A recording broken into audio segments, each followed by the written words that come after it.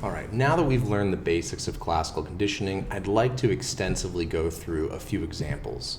What you'll need to do for the exam is to take any example that I give you and be able to identify the various parts of an example.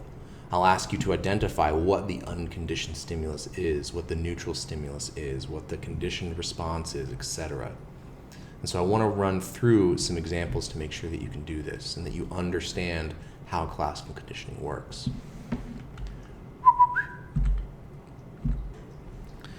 So the first example I want to give you is one that you've probably guessed already. How many of you expected to see a honey badger there? If you listened to my previous lecture and now you're going on to this one, chances are you've built up some kind of you've been classically conditioned to expect to see a honey badger when I whistle. So our example here is whistling causes you to expect to see a honey badger. How would you teach someone to do that using classical conditioning? Well, whenever you have a problem like this, what I first suggest that you do is you take each of the terms that you know and you just write them out like this. For those of you who are visual learners, in a moment you'll see, I think this is a very useful technique. So we have the neutral stimulus, the unconditioned stimulus, and the unconditioned response, then the conditioned stimulus and the conditioned response. Well, you should always start with first is figure out what is the neutral stimulus. What is the thing that originally means nothing, and then we are teaching you to know that it means something. So we're trying to give meaning to the neutral stimulus. What's the thing that meant nothing before? Well, naturally, whistling doesn't mean much. Certainly, it's kind of surprising when someone whistles, but you don't naturally associate whistling with a honey badger. So that's going to be our neutral stimulus. We also need to identify the thing that naturally causes you to see a honey badger. And this might be a little difficult to understand, but what causes you to see a honey badger is when you actually are presented with a picture of one. When I show you the picture, you are, as long as you are not blind, as long as you can see images, you will involuntarily see a honey badger. So this is the thing that's going to cause an automatic response, an unconditioned response. So the unconditioned stimulus is being shown a picture. And then when I show this picture to you, you see a honey badger. That is your experience. That is your response. Okay. Well, what we first need to do, again, is pair the whistle with the picture such that the whistle comes first. The neutral stimulus should always come before the unconditioned stimulus. That will then you will then see the picture, and the picture will cause you to see a honey badger. That's the basics. You present the neutral stimulus, then you present the unconditioned stimulus, then you get the unconditioned response. And you repeat. You do this over and over again. Every time I advanced a slide, I would whistle, I'd show you the picture, then I'd go on. Then I'd advance the slide, whistle, advance the slide, show you the picture, etc., do that over and over again. Eventually you expect that when I whistle, I'm going to change the slide and a honey badger will be there before the next slide is, for the next bit of content of the class. What that causes is for the whistle to no longer be the neutral stimulus and then to become the conditioned stimulus. This is why I have the conditioned stimulus listed below whistle. Eventually it becomes that. Such that you keep doing this, all I have to do is whistle, and then you actually expect to see the honey badger. I don't have to show you that picture anymore. You may even, just for a brief moment, go, and when I whistle, expect to actually see or imagine one of the pictures that you've already seen. What we're doing is, over time, you don't need the unconditioned stimulus anymore. The unconditioned stimulus. I have that backwards, UCS. You don't need the unconditioned stimulus anymore. So you've learned to directly associate the whistle with seeing a honey badger. So you expect to see it. Okay, let's try another one. Many of you in high school or other places that you've been, you may have had a school bell that rings at the very end of class. This is not something that you always knew. It certainly might feel like it now, that school bells have always meant, okay, it's the end of class, I get to go. But that's something that you were conditioned to know over time. So let's do this again. Take a moment, pause this video, and try to fill in these categories for yourself. Don't cheat. Pause this.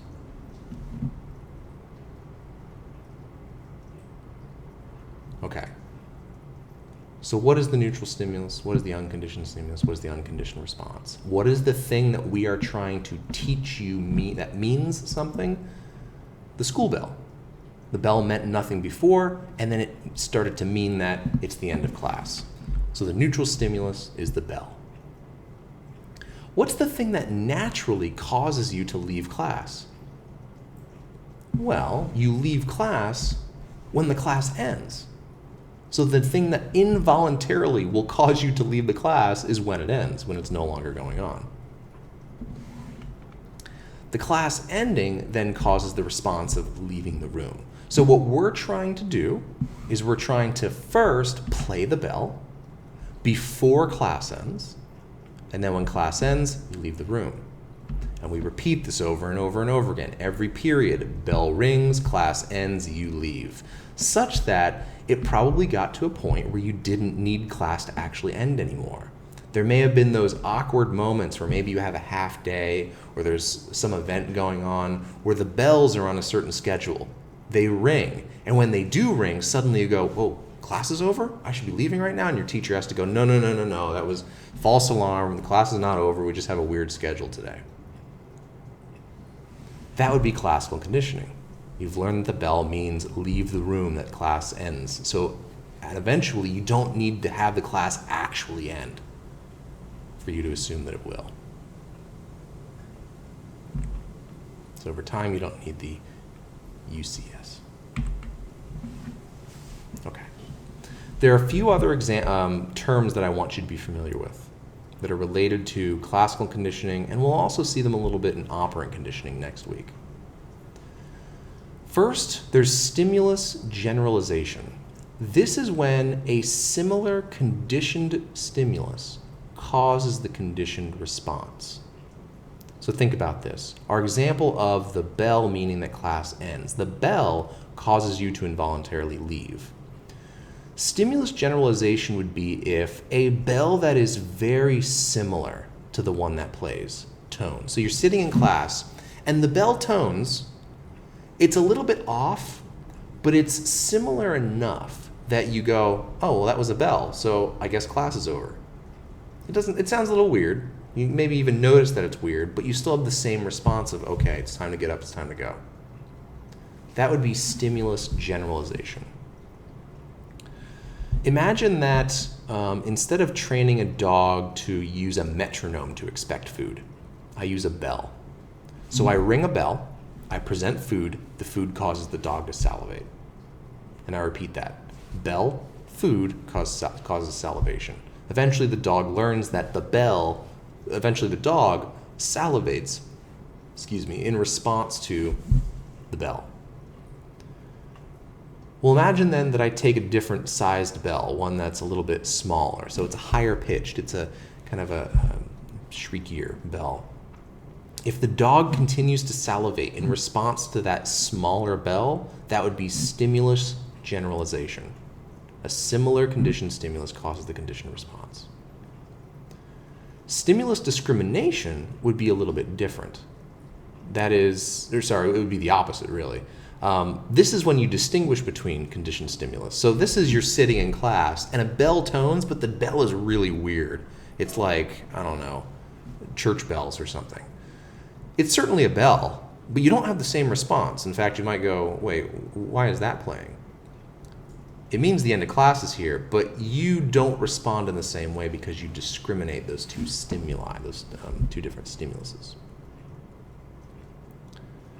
Higher order conditioning is fun. This is something you'll see quite a bit in advanced training of animals. This is when you try to use a strong conditioned stimulus to create another conditioned stimulus. Let me go back a slide here to kind of maybe to here.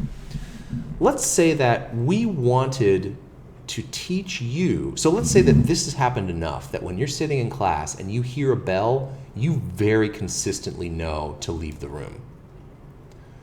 Well, imagine we want to teach you that something predicts the bell is going to occur. So that is, we want to put it on this chart from left to right, we want to put something else to the left of bell. We want to teach you that something predicts the bell is going to come. So maybe we use a light. We flash a light. So right before the bell tones, there's a light at the front of the room that kind of flickers.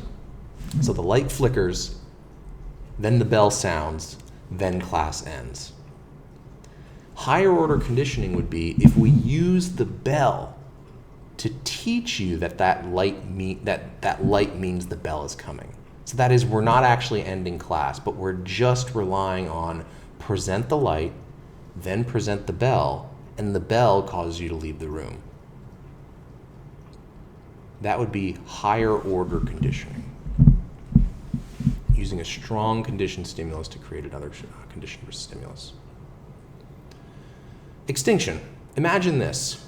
You're in class and the bell system gets all really weird, such that every single day you go in there, the bells are sounding, but classes don't actually end. They haven't fixed it yet. Well, what you're doing is you're presenting the conditioned stimulus, the bell, without the unconditioned stimulus, class actually ending. If you do that enough, the bells just randomly play throughout the day, what's going to happen? Eventually the bell loses its meaning. You don't respond to the bell in the same way. You know, oh, the bell's broken. I'm just going to keep sitting here in class. That's extinction.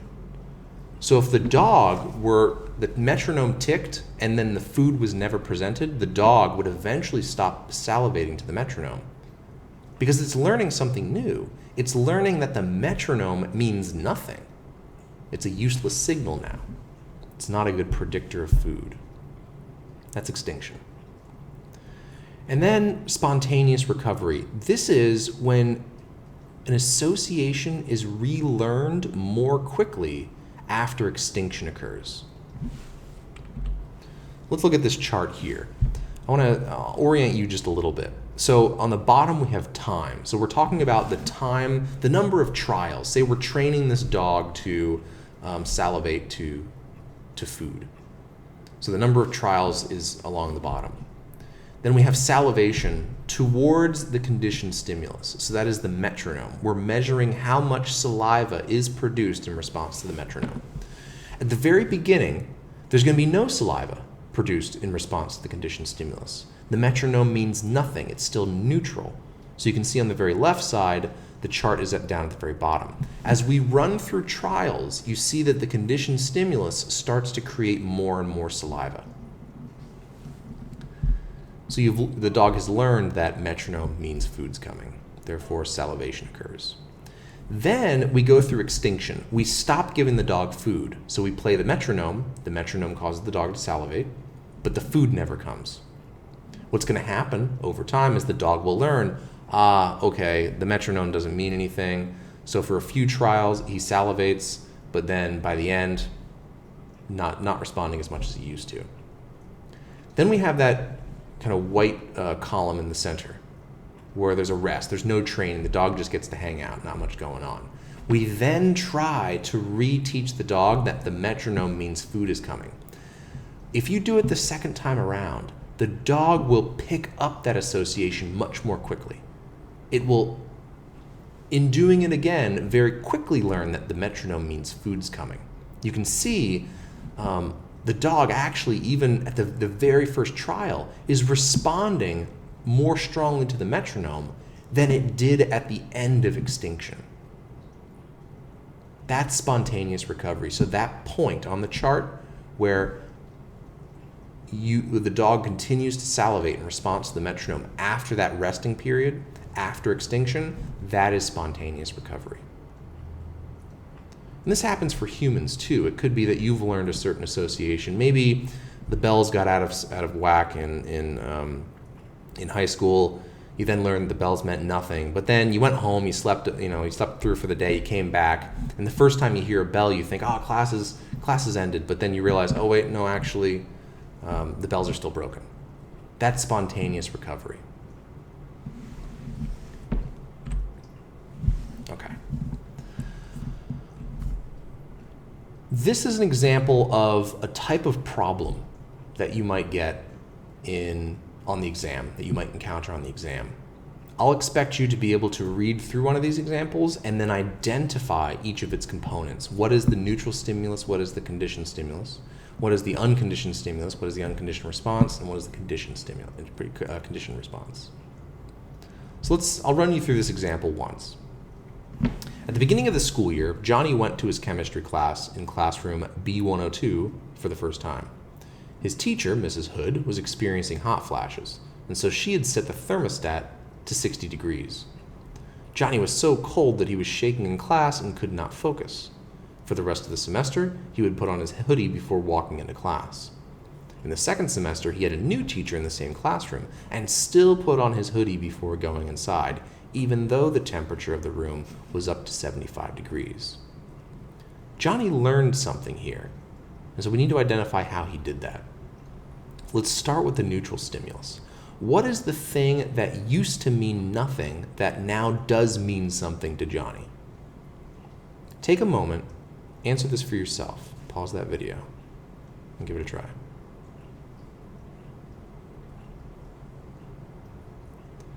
So what originally meant nothing to Johnny? Well, originally the classroom didn't mean much. B102 was just another classroom. It didn't have significant meaning, right? So originally it was a neutral stimulus. But then it got paired with something. What it got paired with was the temperature of the room. It was set to 60 degrees. It was very cold. And so every time that Johnny went into the room, he realized he started to shiver. And so his response to being cold, which is a natural response, when you're in a cold room, you're going to naturally start to shiver. So the unconditioned stimulus is the cold room, and the unconditioned response is Johnny putting on his sweater. So over time, this happened again and again and again, and then next semester when he went into that same room, but he didn't have the same teacher and she didn't set it to 60, he would go into that room and immediately put his hoodie on. So the conditioned stimulus was the room, just associating B102 with the coldness, and then the conditioned response was putting on the sweater. All right, that would be an example of what you are going to have to do for the exam. Now, I have some practice for you, and it's all on Blackboard. In addition to watching these lectures, the other thing you have to do is go through and do these practice questions. And don't skimp on this. Doing classical conditioning and even operant conditioning next week takes some time. To do it well takes time. And so I suggest you put in the practice. This will be a significant portion of this exam. So these practice documents can be found under syllabus and course documents. Complete the practice questions, check your answers. The key is included. Don't cheat. There's no reason to cheat. The whole point is for you to learn. So test yourself. Then find more practice. There's tons of this stuff on the internet. I give you a pretty good list, so hopefully that'll keep you satisfied for a while. But go out there, find other examples. They're quite easy to find. Just Google them. All right. Good.